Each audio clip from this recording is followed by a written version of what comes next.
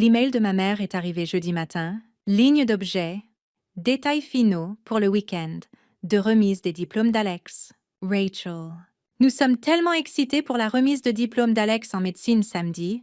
Nous avons réservé des places avec la famille. Papa, moi, Tante Caroline, oncle Tom et grand-mère. Malheureusement, les places dans l'auditorium sont limitées et nous n'avons pu obtenir que 6 billets dans notre section.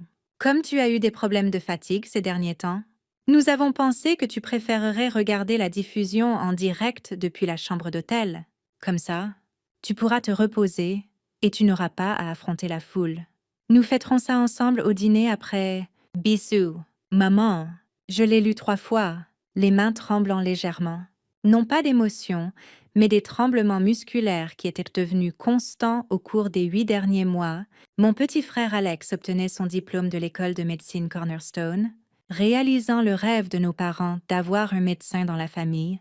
Pendant 4 ans, chaque réunion de famille avait tourné autour de ses études, de ses rotations cliniques, de son jour de match. Maman tenait un compte à rebours sur son réfrigérateur. Papa avait déjà commandé des cartes de visite indiquant « Père du docteur Alexander Sheen, M.D. ».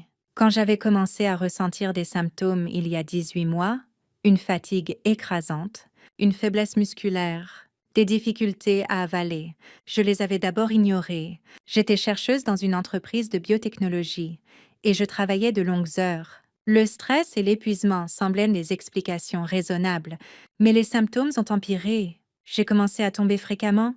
Ma parole s'embrouillait. Mes mains tremblaient tellement que je ne pouvais plus tenir une tasse de café. Après 6 mois de tests, le diagnostic est tombé. Myasthénie grave, une maladie neuromusculaire auto-immune, où mon système immunitaire attaque la communication entre mes nerfs et mes muscles. J'ai essayé de l'expliquer lors d'un dîner de famille. Ça s'appelle la myasthénie grave. Mon système immunitaire attaque mes jonctions neuromusculaires, causant une faiblesse musculaire progressive. Je commence un traitement immunosuppresseur. Alex m'a interrompu, levant à peine les yeux de son téléphone. Ça ressemble à du psychosomatique. Présentation classique d'un trouble de conversion. Tu es stressé par le travail? Ton corps manifeste des symptômes physiques. C'est assez courant. En fait, tu devrais voir un thérapeute. J'ai vu 6 neurologues. J'ai un diagnostic confirmé. Les tests d'anticorps. Les tests d'anticorps peuvent être des faux positifs, a-t-il dit d'un ton dédaigneux. La fac de médecine nous l'apprend en première année. La plupart de ces conditions auto-immunes mystérieuses ne sont que de l'anxiété et un comportement en quête d'attention. Mes parents ont acquiescé. Papa m'a tapoté la main. Alex s'y connaît. Ma chérie, il est presque médecin. Peut-être que tu en fais trop au travail. As-tu essayé le yoga? Après ça, ma santé est devenue le problème de fatigue de Rachel. Dans les conversations familiales, quand j'ai dû utiliser une canne après une crise particulièrement grave, Alex a dit aux parents que j'étais théâtrale. Quand j'ai manqué sa cérémonie de la blouse blanche parce que j'étais hospitalisée pour une crise myasthénique, il m'a envoyé un texto. Belle tentative de culpabilisation.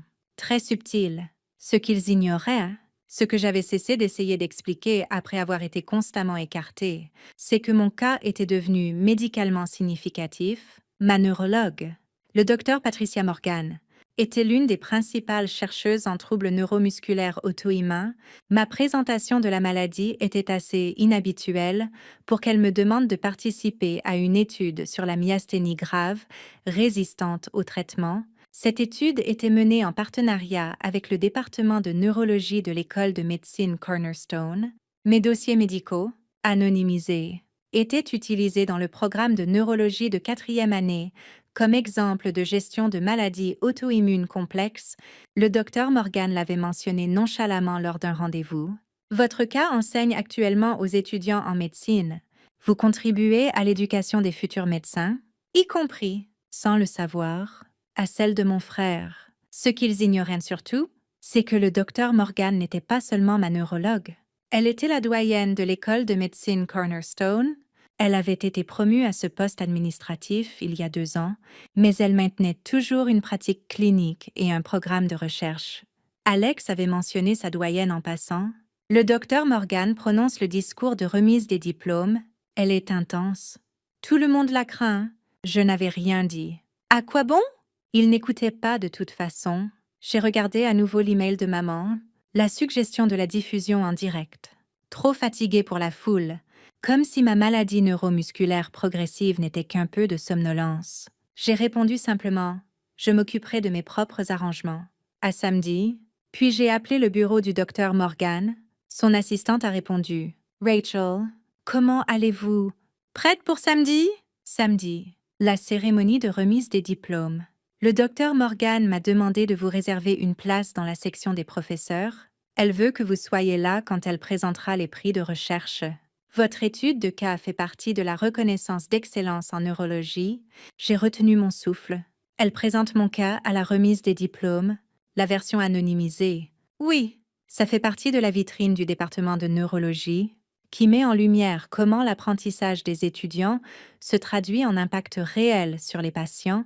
Le docteur Morgan pensait que vous devriez le voir. Elle allait vous appeler aujourd'hui. En fait, nous avons finalisé les détails. Place pour les professeurs, entrée accessible. Accommodation pour mes aides à la mobilité. Les choses que ma famille avait jugées trop compliquées pour s'en occuper. Samedi matin, j'ai pris mes médicaments, immunosuppresseurs, inhibiteurs de la cholinestérase, stéroïdes, et je me suis habillée avec soin dans une robe bleu marine qui dissimulait raisonnablement bien les tremblements.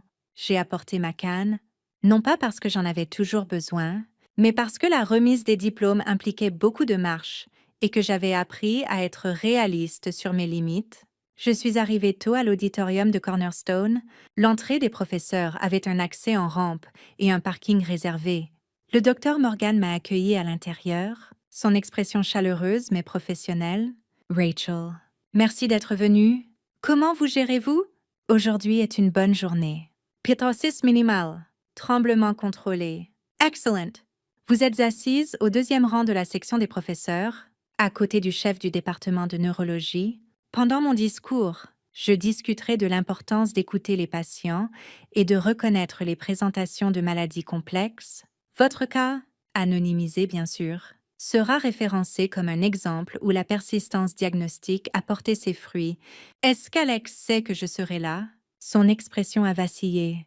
Votre frère obtient son diplôme aujourd'hui. Je n'étais pas au courant que vous étiez apparenté jusqu'à ce que je passe en revue les demandes de place pour la cérémonie et que je vois votre nom de famille. Y a-t-il des complications dont je devrais être informée? Ils ne croient pas que mon diagnostic est réel. Ils pensent que je simule pour attirer l'attention. Ma famille n'a pas pu me trouver une place avec eux. Alors ils ont suggéré que je regarde depuis l'hôtel. La mâchoire du docteur Morgan s'est crispée. Je vois, eh bien, vous avez une place réservée dans la section des professeurs et vous y êtes la bienvenue indépendamment des arrangements de votre famille. L'auditorium s'est rempli rapidement. J'ai repéré ma famille dans la section du milieu. Maman, papa, tante Caroline, oncle Tom, grand-mère, tous endimanchés et rayonnants. Ils n'ont pas regardé vers la section des professeurs. Pourquoi l'auraient-ils fait? Les étudiants diplômés sont entrés en file, portant leurs blouses blanches sur des tenues formelles. Alex était facile à repérer. Grand, confiant, souriant, il avait réussi 4 ans de médecine et maintenant il serait le docteur Alexander Sheen. La cérémonie a commencé par l'hymne national, suivi de remarques de divers administrateurs. Puis le docteur Morgan s'est approché du podium pour le discours de remise des diplômes. Diplômés, famille, professeurs et invités d'honneur. Aujourd'hui, nous célébrons 4 ans de dévouement, de sacrifice et d'apprentissage. Vous avez étudié l'anatomie, la pathologie, la pharmacologie. Vous avez appris à diagnostiquer, à traiter, à guérir. Mais aujourd'hui, je veux parler de la compétence la plus importante en médecine, l'écoute. Elle a cliqué sur sa première diapositive. Une citation de William Osler.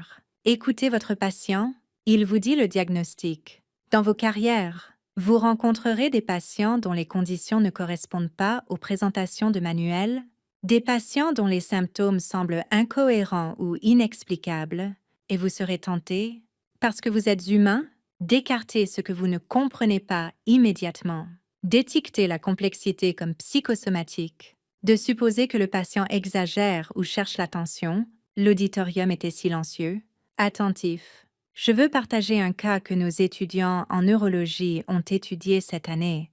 Une femme de 32 ans présentant une faiblesse musculaire progressive, une fatigue, des difficultés à avaler et un ptosis intermittent.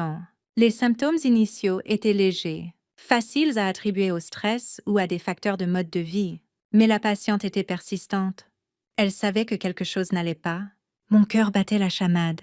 J'ai vu Alex au 3e rang, prenant des notes comme si c'était juste un autre cours. Il a fallu 6 mois et plusieurs spécialistes avant que le diagnostic ne soit confirmé. Myasthénie grave, un trouble neuromusculaire auto-immune. Le retard diagnostique s'est produit en partie parce que sa présentation était atypique, mais aussi parce que plusieurs praticiens ont écarté ces préoccupations comme de l'anxiété ou un comportement en quête d'attention. Un praticien, tragiquement, un étudiant en médecine pendant une rotation clinique, a explicitement dit à des membres de la famille que la patiente simulait ses symptômes pour de la sympathie. Alex avait arrêté d'écrire. Sa plume planait au-dessus de son carnet. Cette patiente est ici aujourd'hui. Elle a été assez généreuse pour permettre que son cas soit utilisé pour l'éducation médicale, aidant les futurs médecins à reconnaître les signes des maladies neuromusculaires auto-immunes. Sa participation à notre programme de recherche a contribué à 3 articles publiés et à améliorer les protocoles de traitement pour les patients à travers le pays. Le docteur Morgan a regardé directement la section des professeurs. Rachel Chen, voulez-vous bien vous lever? Le temps semblait s'être arrêté. Je me suis levée avec précaution, serrant ma canne pour la stabilité. Sentant des centaines d'yeux se tourner vers moi, la persistance de Rachel pour obtenir un diagnostic, malgré les rejets de multiples sources, lui a probablement sauvé la vie. Une intervention thérapeutique précoce a empêché une crise respiratoire et maintenu sa qualité de vie. Elle illustre pourquoi nous devons écouter les patients, même quand, surtout quand, leur présentation défie nos présupposés. L'auditorium a explosé en applaudissements. Je me suis rassise, les jambes tremblant de plus que la maladie. Je pouvais voir la section de ma famille. Le visage de maman avait blanchi. Papa me fixait, la bouche ouverte. Tante Caroline chuchotait urgemment à oncle Tom. Grand-mère avait la main sur le cœur. Et Alex? Alex était complètement tourné sur son siège, fixant la section des professeurs où j'étais assise. Son expression un mélange d'horreur et d'incrédulité. Le docteur Morgan a continué, ce qui m'amène à un sujet difficile. Lors de notre revue finale des étudiants diplômés, une préoccupation sérieuse a été portée à mon attention. Un membre de cette promotion a été observé en train de dire à plusieurs personnes qu'un membre de sa famille simulait une grave condition auto-immune pour attirer l'attention. Cela s'est produit malgré des preuves médicales documentées de la condition. Ce même étudiant a écarté les symptômes de la patiente comme psychosomatiques et a découragé les membres de la famille de prendre la condition au sérieux. L'ambiance dans l'auditorium a changé. Les étudiants se regardaient nerveusement. La médecine requiert non seulement des connaissances, mais de l'empathie, de l'humilité et du respect pour l'expérience du patient. Un médecin qui écarte une maladie documentée, qui accuse les patients de fabrication sans preuve, qui priorise ses propres présupposés sur la réalité médicale, ce médecin est dangereux.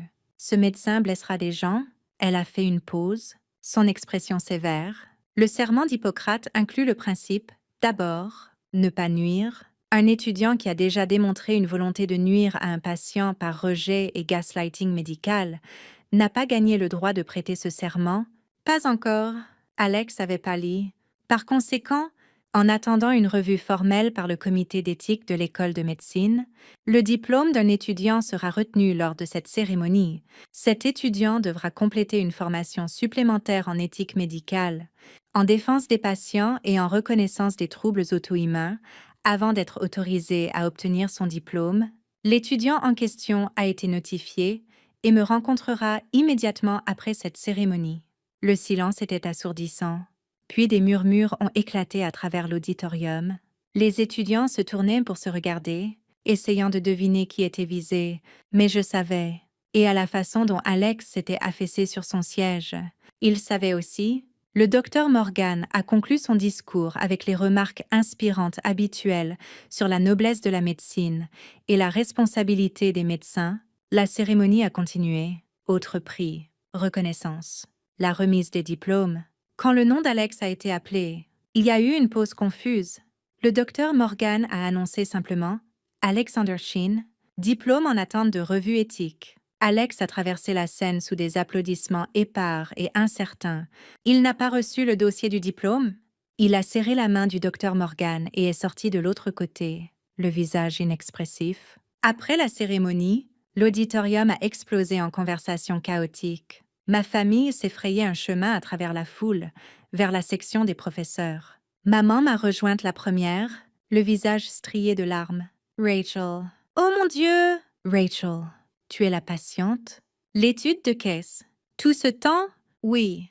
Et Alex a dit aux gens que tu simulais. Il a dit ça à des camarades de classe. À nous, sa voix s'est brisée. Son diplôme est retenu à cause de ce qu'il a dit sur toi? Papa semblait accablé. Nous ne savions pas. Nous ne comprenions pas à quel point c'était sérieux. Rachel, nous pensions que tu étais juste fatiguée. Nous pensions... Vous pensiez qu'Alex était l'expert parce qu'il était en école de médecine? Ai-je dit calmement. Vous l'avez cru quand il a dit que je simulais. Même si j'avais un diagnostic confirmé par 6 spécialistes, vous avez suggéré du yoga au lieu de m'écouter décrire mon protocole de traitement? Tante Caroline avait des larmes coulant sur son visage. Tu étais dans la section des professeurs. Tu fais partie du programme de recherche de l'école de médecine. Rachel, pourquoi ne nous l'as-tu pas dit? J'ai essayé, constamment. Mais Alex était celui qui devenait médecin. Donc Alex devait avoir raison. J'étais juste votre fille avec le problème de fatigue. Alex est apparu, accompagné du docteur Morgan et d'un autre administrateur. Son visage était cendreux. Il s'est arrêté à plusieurs mètres, incapable de croiser mon regard. L'expression du docteur Morgan était de granit. Chin, votre famille est ici. Ça semble être un moment approprié pour que vous offriez les excuses que vous avez mentionnées lors de notre discussion préliminaire. La voix d'Alex était à peine audible. Rachel, je suis désolée. J'avais tort. Surtout, ton diagnostic est réel. Tes symptômes sont réels. Je t'ai accusé de simuler une maladie grave. J'ai écarté des preuves médicales documentées. J'ai priorisé mon propre ego sur ta santé. Et j'ai convaincu notre famille de faire de même. Tu as dit aux gens que je simulais pour de la sympathie? Ai-je dit, ma voix stable, malgré les tremblements dans mes mains. Tu as fait ça pendant que tu étudiais pour devenir médecin? Pendant que tu apprenais sur la maladie exacte que j'ai, quel genre de médecin écarte la souffrance d'un patient parce que c'est inconfortable? Un mauvais, a murmuré Alex. Un dangereux. Le docteur Morgan a raison. Je ne mérite pas d'obtenir mon diplôme. Pas encore. Le docteur Morgan s'est adressé à mes parents, M et Madame Chin. Votre fils devra compléter 60 heures de formation en éthique, observer notre département de neurologie pendant 1 mois et rédiger un article de recherche formel sur le rejet des patients et le gaslighting médical avant que son diplôme ne soit délivré. Il devra également rencontrer Rachel et reconnaître formellement son rôle dans le découragement de sa famille à soutenir son traitement. Maman sanglotait ouvertement. Papa semblait avoir vieilli de 10 ans en 10 minutes. De plus, a continué le docteur Morgan, je recommande que toute votre famille participe à des sessions éducatives sur les maladies chroniques et les systèmes de soutien familial. Ce qui est arrivé à Rachel, être écartée par sa propre famille pendant une crise de santé grave, est un échec qui va au-delà de votre fils. Elle s'est tournée vers moi. Rachel, je veux être claire. Votre participation à notre programme de recherche a été volontaire et précieuse. Ce qui s'est passé aujourd'hui n'était pas pour punir votre frère. Bien que ses actions méritèrent des conséquences, c'était pour s'assurer que les futurs médecins comprennent l'impact réel du rejet des patients. Vous avez enseigné à ces diplômés une leçon qu'ils n'oublieront jamais. Au cours des mois suivants, Alex a complété ses exigences. Il a observé le docteur Morgan en clinique de neurologie, observant les consultations de patients et la gestion de cas complexes. Il a rédigé son article d'éthique sur la façon dont les biais de confirmation et l'arrogance diagnostique mènent à des préjudices pour les patients. Il a assisté à mes rendez-vous d'infusion et a vu de première main ce que signifiait vivre avec la myasthénie grave. 6 mois après la remise des diplômes, nous nous sommes rencontrés pour un café. Il semblait différent, plus humble, plus âgé en quelque sorte. Le diplôme est arrivé hier. a-t-il dit. Ils organisent une petite cérémonie la semaine prochaine pour nous trois, qui avions des remises différées. Félicitations. Je ne mérite pas de félicitations. J'ai failli devenir le genre de médecin qui tue des gens par rejet et arrogance. Il m'a regardé directement pour la première fois. Tu souffrais? Vraiment. Et je t'ai traité de simulatrice. Je vais en médecine familiale. J'ai demandé une résidence en soins primaires, spécifiquement parce que je veux travailler avec des patients dont les conditions sont complexes et écartées par d'autres médecins. Je veux être le médecin qui écoute quand tous les autres abandonnent. C'est un bon objectif. Ça ne répare pas ce que je t'ai fait. Rien ne répare ça. Mais peut-être que je peux m'assurer que d'autres patients n'expérimentent pas ce que tu as vécu, ce que je t'ai fait subir. Notre famille a lentement reconstruit la confiance. Bien que ça ait changé, ils ont assisté à mes rendez-vous d'infusion, apprenant la réalité de la gestion d'une maladie auto-immune. Ils ont lu les articles de recherche auxquels j'avais contribué. Maman a rejoint un groupe de soutien pour les familles de patients atteints de myasthénie grave. Papa a commencé à collecter des fonds pour la recherche sur les maladies auto-immunes, mais le changement le plus significatif était plus simple. Ils écoutaient. Quand je disais que j'avais une mauvaise journée de symptômes, ils me croyaient. Quand j'expliquais mon protocole de traitement, ils posaient des questions au lieu de suggérer du yoga.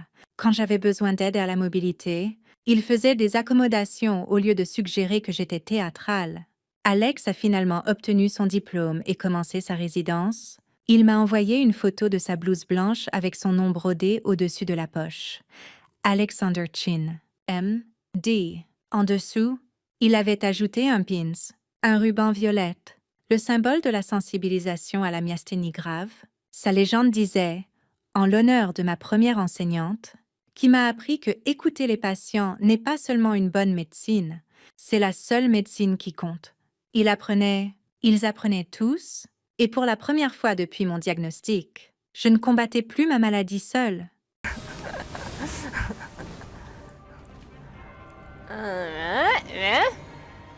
We've got this, guys. We've got this. I can do it. I can do it. I'm living on a dream. Living on a dream. Give me that. Give me that right now. Run! Run for your lives. Okay, we're good. We're good. We're good. Minty fresh. Oh. Oh. Controller must be new.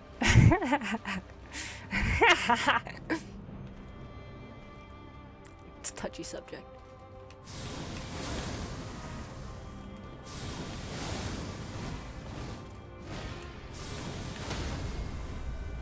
Fuck, I rolled away.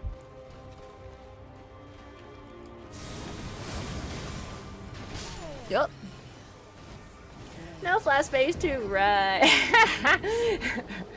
I'm not touchy tonight. Ask our bug. Our bug, do you vouch? Is this true? Lock in. I'm currently locked in. Narrator. You got overconfident after that last good run. It's true. I did. You're right. You're right. You're right. I didn't give her the proper respect she deserved. You're right.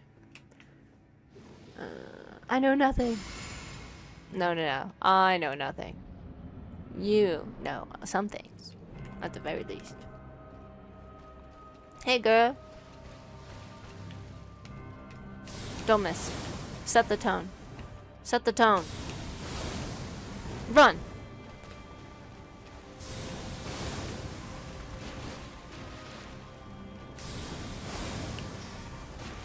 How did that not stagger you? Shocked. Give me that, though. Thank you! Thank you very much! Thank you very much!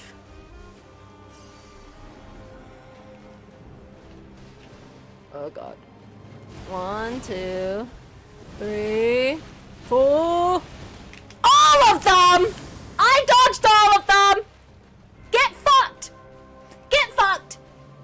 Waterfowl who? Dance who? What?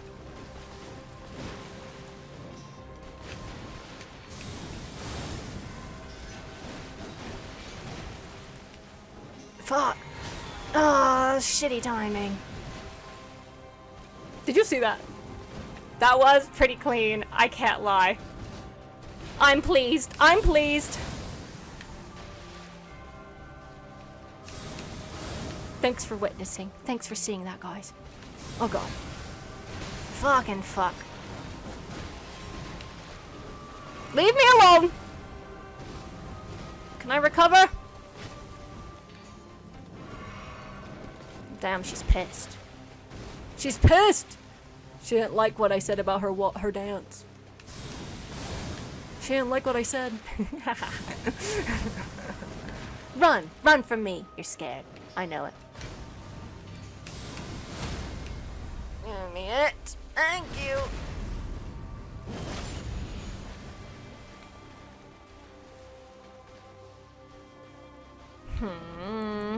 I don't remember what all I have in my physic. Damn it. Damn it. Damn it! Damn it! Showing up more slashy. Ugh. It's just being excited over pulling things off. I think her waterfowl dance makes a lot of sense to me now. I'm getting it. I'm understanding it. I'm not intimidated by that one anymore. I think what it comes down to is recovery. We need to recover. That's the key here. Making sure we recover properly so that she doesn't continue to get healed off of me. If she hits me, fine. She can hit me, but I need to recover. That's my biggest issue at the moment. At least that's what I think.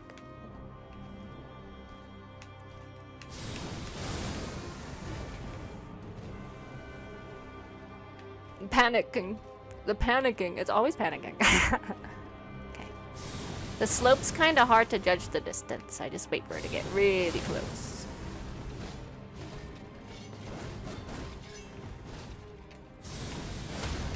Ooh, thank you. Thank you. The Gazar plus 20 damage resistance. Oh, with the physic. Yeah, I think you're right. I think you're right actually. Oh! Oh, almost. I missed my last dodge I needed.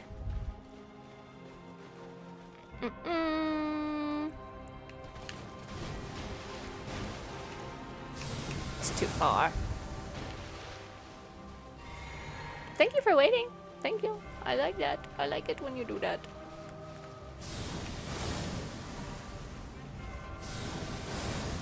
Whew. Okay. Still good. Still good. Still good. We're still on top of that. You're right. You're right, Ardbug.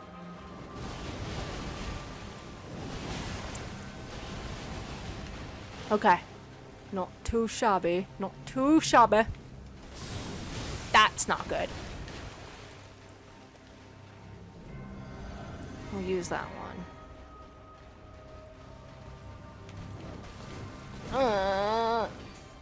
Whoa, bam! Oh, snap!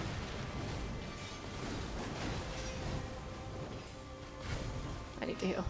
I'm scared. You're scaring me. You're scaring me, Mom. Getting a little too intense for me over here.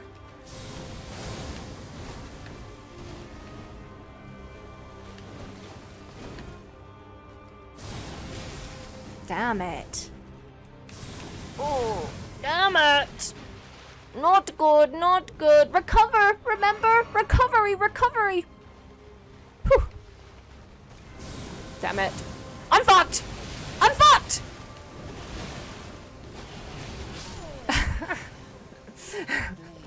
The second she jumped up for that blade dance and I was right on, like at her toes. that was gonna be tough to recover from. Alright. This way over. Yeah, I thought so too. We're starting off strong. I can take her. It's just not allowing her to get the multiple hits. And also, like, obviously we have our strategy for dealing with the waterfowl dance, but when I'm up close, that's so hard to get. I just don't know how to dodge those first two like runs where she's like, you know, I don't know how to do it. And so when I'm really far away and she misses them organically, it's really easy for me to then dodge the rest of them. But oh, it's tough when you're right on top of her and she starts it. She's an evil-hearted woman, is she? She seems quite nice sometimes, and then she turns around and does that. Then she turns around and does that. Give me a second, guys. I'm gonna load my little grinder. I'll load another little bowl. If you guys want to join me, now's the time. Oh, dying. Can't believe we're having so many technical issues. I feel like I just have like a bad. I'm just like a bad electronic charm. Like no electronic is safe with me because they're always just gonna crumble. I feel like my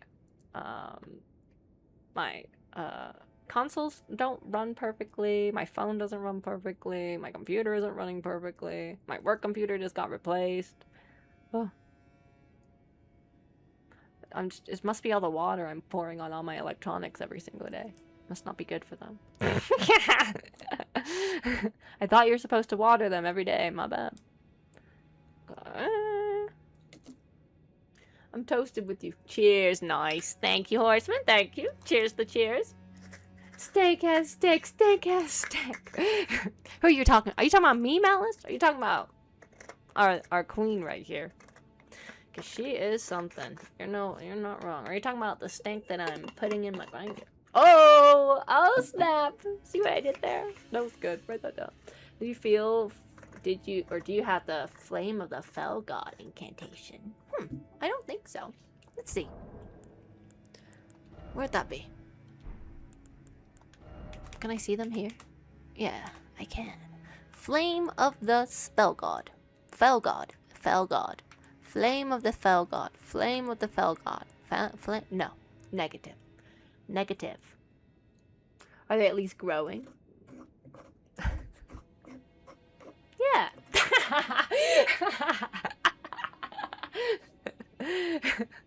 Was that convincing? Yeah, the battery's really swollen now.